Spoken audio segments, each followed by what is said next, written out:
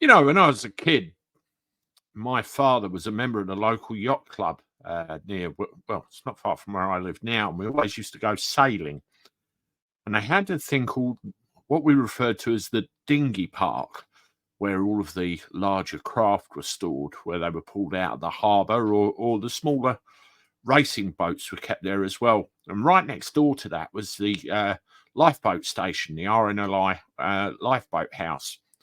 We were friends with, a fair few of the people there because they were members of the local yacht club, businessmen, the local baker, who was one of the first people my father met when he moved to the area we've lived in for the last, 50 years. Was also a volunteer lifeboatman as well. So it's something that's really inbred into the communities that you live in. And my father and I used to go around door to door. Don't know if you remember them, the orange lifeboats. We used to go and collect funds for them.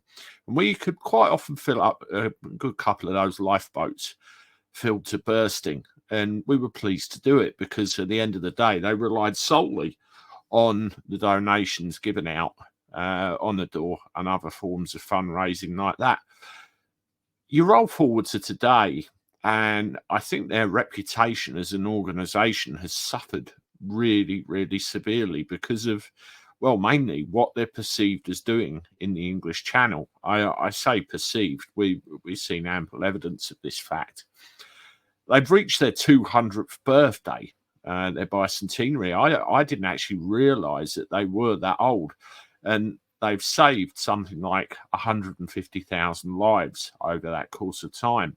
So in their time, they've been very valuable. But you have a certain management culture which eventually seeps in, and we see this with every walk of life, at the moment, and they cause issues with wokery, trying to make it look like they're doing the right thing by something in another country that's got bugger all to do with saving lives at sea, and the list goes on and on. Well, it's coming out in the news as well that, people are getting a bit disheartened, people are getting a bit put out by the nature of what they're doing at the moment, and a bit of a bullying culture has come into it as well. And you know me, I hate bullies. Well, have a look at this. RNLI whistleblower accuses bosses of bullying, cover-ups and incompetence, and claims managers threaten to stand down staff who complain amid toxic feud at lifeboat charity. Now, reading into that article further, there's examples of, bosses turning around saying, you don't want to do that. You don't want to pursue this. You don't want to pursue that. Otherwise, I'll stand you down. You don't want to piss them off because you know what will happen next, piss on your own chips kind of thing. It really is disgraceful. And, I've read reports of lifeboat people with 23 years experience being stood down because they've fallen out with somebody. It's shocking, some of the reading. Here's another one here. And you can see the heading there, 3,000 migrants have crossed the channel 2024 alone. I think this is some of it.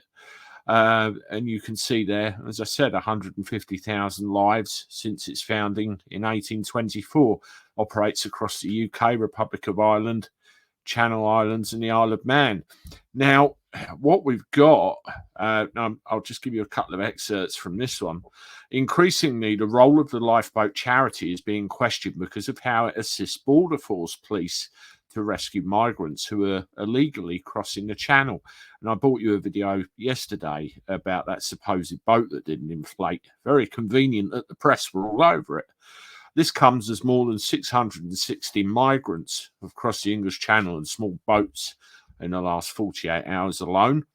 The last arrivals take the total number of migrants crossing the UK more than 900 in just 6 days.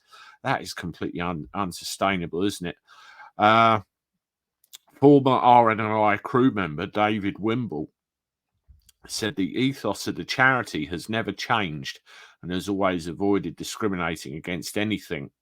Wimble praised the work of the crews over the last 200 years and says it's about saving lives at sea. However, Wimble reveals that certain areas of the UK, such as the South East, have voiced their concerns for the growing number of migrant crossings they are needing to assist Border Force with. I mean, I've always said as well that if they're out there doing this, then, you know, you've got little Johnny on his inflatable lilo paddling in shallow water suddenly gets moved out to sea. Is there anyone that's going to save him? Someone falling off a cliff? Is that manpower going somewhere else? Do they have enough? And yet again, reputation suffers, doesn't it? If you agree with my point of view, subscribe to the channel. Let me know what you think about it. Interesting to read, and maybe we'll do a comment read back later on in the week. If you want to watch another one of my videos, you've got one right here for you. I look forward to talking to you again soon.